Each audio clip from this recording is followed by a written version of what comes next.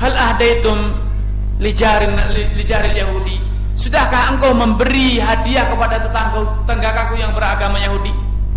Sudahkah tetanggaku yang beragama Yahudi telah engkau berikan jatahnya, hadiahnya? Fa inni sami'tu Rasulullah sallam yaqul ma zala Jibril yusini bil jari hatta dhanantu annahu sayuwarrithuh.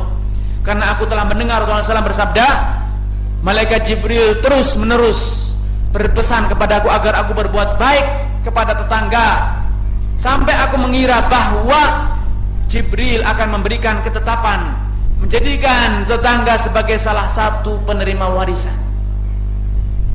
Abdullah bin Amr bin Al-As, sahabat Rasulullah SAW ini memahami hadis di atas itu bersifat umum, bukan hanya tetangga yang muslim, bahkan tetangga yang Yahudi Nasrani pun layak mendapatkan penghargaan, layak mendapatkan penghormatan, layak mendapatkan perilaku yang baik dari kita. Bahkan kalaupun kita menyembelih korban, dia layak untuk menerima bagian dari daging korban kita.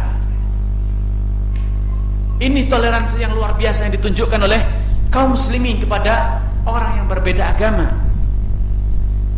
Bahkan Rasulullah SAW bukan hanya daging kurban, zakat yang merupakan rukun Islam yang ketiga. Ternyata orang yang berbeda agama pun masih memiliki peluang untuk bisa menerima harta zakat kita, yaitu melalui pintu mu'allafati qulubuhum, pintu orang-orang yang hatinya hendak ditarik simpatinya, atau orang-orang yang dikhawatirkan akan mengganggu kenyamanan hidup kaum muslimin. Karenanya tatkala Rasulullah SAW menang dalam peperangan Hunain, sehingga beliau memiliki rampasan perang yang banyak, berhasil menundukkan orang-orang kafir dari Bani Thaqif, dari penduduk Taif. Seluruh rampasan perang beliau tidak sedikit pun yang diberikan kepada orang-orang Muhajirin dan Ansar. Tidak sedikit pun yang diberikan kepada kaum muslimin dari kalangan Muhajirin dan Ansar. Bahkan semuanya diberikan kepada tokoh-tokoh orang kafir, Uyainah bin Hisn, Sumam al-Fazari dan yang lainnya.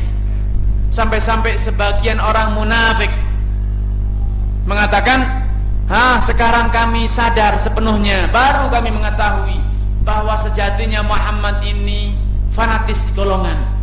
Ia memberikan rampasan perang orang Quraisy, orang-orang Taif, kepada orang-orang penduduk Mekah. Dan padahal pedang kami baru saja masih meneteskan darah-darah karib kerabatnya Muhammad, yaitu dari penduduk Mekah, karena perang Taif itu terjadi setelah perang Fathu Makkah. Maka Rasulullah SAW mengatakan, wahai orang-orang Ansar, tidakkah kalian rela bila mereka pulang dengan membawa onta, membawa kambing, membawa harta benda, sedangkan kalian pulang dengan membawa Rasulullah SAW? Manakah yang kalian pilih? Pulang kembali bersama Rasulullah SAW ke kota Madinah, atau kalian memilih harta benda? Maka sepakat para sahabat mengatakan, radina ya Rasulullah, kami ridha dengan pembagianmu. Demikianlah harta yang begitu banyak diberikan kepada orang-orang kafir yang terkenal memusuhi kaum muslimin, Uyainah bin Hisn yang terkenal mengganggu kaum muslimin. Diberi harta yang banyak, sehingga salah satu dari orang yang menerima pemberian Rasulullah SAW berlari, tidak kuasa menahan rasa gembira, sehingga kegirangan ia berlari, berpacu lari ke kampungnya dan mengatakan, aslimu, wahai pendudukku, segera masuk Islam, fa inna Muhammadan yu'ti ata'an man la yakhshal faqr.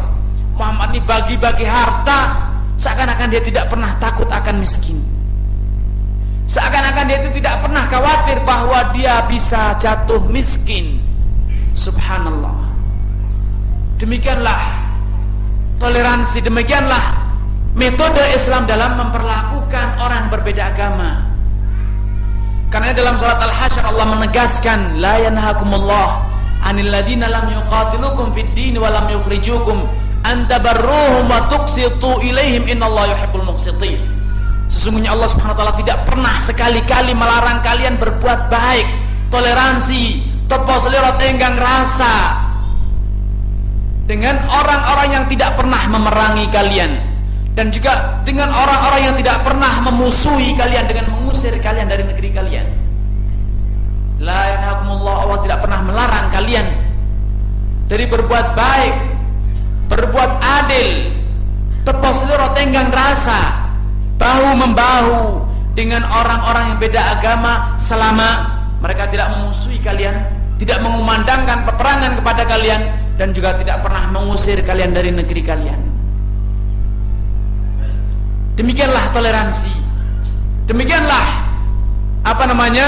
berbagi rasa, demikianlah rasa tenggang rasa yang diberikan, ditunjukkan oleh agama Islam kepada para penganut agama lain.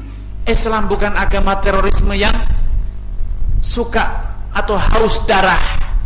Asal kafir maka dia dibunuh, asal kafir maka dia dibom, asal kafir maka dia dimusuhi dan dijauhi, asal dia beda agama maka kita tidak mungkin bisa jalan bersama, tidak mungkin kita bisa bertetangga.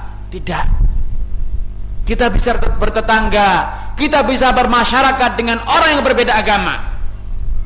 Bahkan kita dianjurkan, tetap dibolehkan untuk berbagi-bagi kekayaan, berbagi-bagi keberhasilan dengan sesama umat manusia walaupun beda agama. Berbuat baik, bahkan memberikan pertolongan kepada orang yang berbeda agama. Bahkan bukan lagi manusia, bukan hanya manusia yang diberikan, bahkan dianjurkan, bahkan diperintahkan untuk ditolong, untuk mendapatkan jasa baik uluran tangan kita. Bahkan hewan pun kita diperintahkan untuk berbuat baik kepada mereka. Rasul mengatakan, inna fi kulli kabdati kabidin rotbatin ajrun. Sungguhnya pada setiap makhluk yang memiliki hati yang masih basah, yang masih hidup, itu tersimpan pahala. Rasulullah SAW menyampaikan hadis ini dalam satu kisah. Hadis ini datang karena ada satu kisah, yaitu ketika beliau mengisahkan kisah seorang pelacur, orang yang begitu bejat akhlaknya, menjual harga dirinya dengan sekerat nasi atau sepiring nasi, menjual harga dirinya dengan selogam uang. Begitu hina dina, begitu keji perbuatannya. Akan tapi Allah Subhanahu wa taala begitu dermawan. Tatkala seorang pelacur ini sedang berjalan di tanah lapang, ia merasa kehausan dan ia mendapatkan sumur, dan ia pun segera turun dan minum dari sumur tersebut.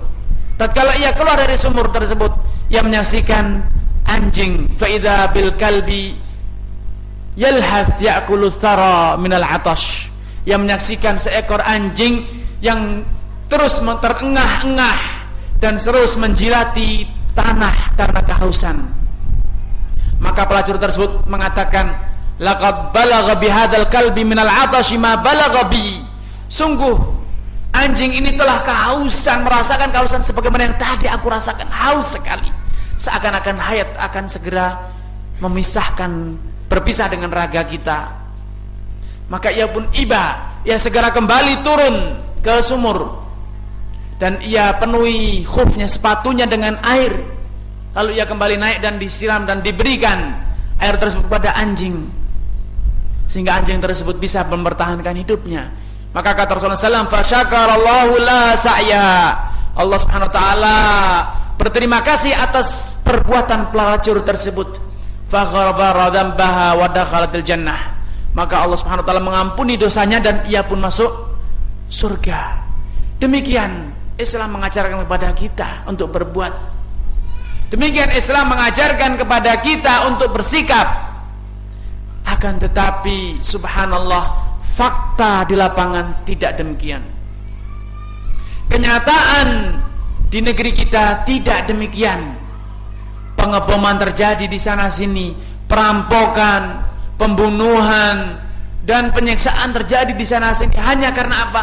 hanya karena perbedaan agama. Fulan beragama Nasrani, fulan beragama Hindu, Yahudi, Buddha dan seterusnya. Fulan berasal dari Amerika Serikat, fulan berasal dari Australia dan seterusnya, maka dia layak untuk dibunuh, layak untuk dibom. Tentu ini tidak sesuai dengan syariat Islam. Ini tidak selaras dengan ajaran yang dicontohkan oleh Rasulullah SAW. Bila demikian, mungkinkah, relakah bapak dan ibu-ibu sekalian mengakui bahwa ulah mereka ini mewakili kaum muslimin? Ulah mereka ini mencerminkan perjuangan Islam? Saya yakin bapak tidak. Saya yakin hati bapak memberontak, seakan ingin mengatakan, kami kaum muslimin tidak demikian. Itu bukan ajaran agama yang kami imani, bukan ajaran agama yang kami cintai. Islam tidak mengajarkan demikian. Islam bukan agama yang haus darah. Islam walaupun berbeda agama masih bisa toleransi, berbuat baik dengan tetangga, berbuat baik dengan saudara, berbuat baik dengan siapa saja yang bisa kita ajak berbuat baik. Karenanya Rasulullah SAW, bahkan Allah Subhanahu Wa Taala telah menggariskan dalam Al-Quran Al-Karim, perbedaan agama tidak menjadikan kita lalai akan status hubungan nasab. Perbuatan atau perbedaan agama tidak menjadikan kita lalai akan kewajiban berbakti kepada orang tua. Allah menegaskan, wa in jahadaka ala an tusyrika bi ma laysa laka bihi ilmun fala tuti'huma. Kalau kedua orang tua memaksamu untuk berbuat kufur, berbuat sekutu kepada Allah, padahal tidak ada dalilnya, tidak ada ayat, hadis-hadis yang membolehkan perbuatan tersebut, fala tuti'huma, jangan engkau taati perintah orang tuamu. Tapi apakah itu berarti kita boleh berbuat durhaka, boleh berkata-kata kasar kepada orang tua yang kufur, yang berbeda agama dengan kita? Apakah itu menjadi alasan bagi kita untuk menampar orang tua kita? Tidak, sekali-kali. Bahkan pada ayat yang sama Allah menekankan, fala tuti'huma wa sahibhuma fid dunya ma'rufa. Jangan kalian turuti kehendak orang tua yang tidak benar ini, tapi jangan lalai pula untuk terus-menerus wa sahibhuma fid dunya ma'rufa, untuk terus-menerus berbakti kepada mereka selama mereka masih hidup di dunia. Wasahibuhuma fid dunya ma'rufa. Inilah toleransi dalam Islam. Demikianlah Islam mengajarkan kita untuk toleransi walau berbeda agama. Demikianlah Islam mengajarkan kita untuk berbuat baik dengan orang yang terjalin hubungan nasab dengan kita, walau kita berbeda jalan, berbeda tempat ibadah, berbeda nabi, berbeda Tuhan. Perbedaan itu semuanya tidak menjadikan kita bermuka masam, tidak dapat dijadikan alasan untuk berperilaku keji. Perbedaan ideologi ternyata dalam Islam tidak dibenarkan untuk menjadi alasan kita ini bersikap kaku kasar, bersikap hati yang kaku, tidak punya belas kasihan, tidak punya rasa iba. Perbedaan agama dalam Islam tidak sampai melunturkan adanya kemanusiaan, perasaan sesama makhluk hidup yang berhak untuk hidup, berhak untuk merasakan kenyamanan.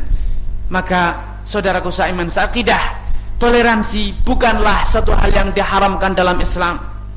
Toleransi dalam agama kita adalah sesuatu yang dijunjung tinggi, baik sesama kaum muslimin ataupun dengan sesama makhluk hidup sekalipun, bahkan sesama manusia yang berbeda agama. Bila sesama makhluk hidup, sesama hewan, kita diwajibkan, terus dipersyaratkan untuk berbuat baik, apalagi dengan sesama manusia. Rasulullah SAW telah menegaskan, menggariskan ini sebagai